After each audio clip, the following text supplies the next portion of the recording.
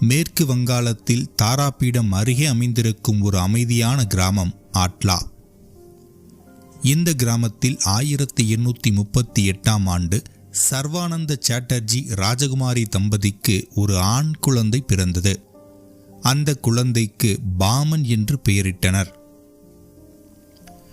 பாமன் சிறு வயதில் இருந்தே மற்ற குழந்தைகளிடம் இருந்து வெகுவாக வேறுபட்டிருந்தார். அவர்கள் விளையாட்டு, தூக்கம் என்று இருக்கையில் இவர் தனிமை, பூஜை என்று இருந்தார். பூஜை என்றால் சாதாரண பூஜை அல்ல. இரவு வீட்டிலுள்ள அனைவரும் தூங்கிய பின் தன் வீட்டில் இருந்து புறப்பட்டு அருகில் இருக்கும் வீடுகளுக்குள் புகுந்து அங்கே பூஜை அறையில் இருக்கும் அவர்களின் குடும்ப தெய்வ சிலையை எடுத்துக்கொண்டு அந்த ராத்திரியில் ஆற்றங்கரைக்கு சென்று சிலைக்கு அபிஷேகம் செய்து அங்கே பூத்திருக்கும் காட்டுப்பூக்களை பறித்து அர்ச்சனை செய்து இரவு முழுவதும் அந்த விக்கிரகத்துடன் பேசிக்கொண்டு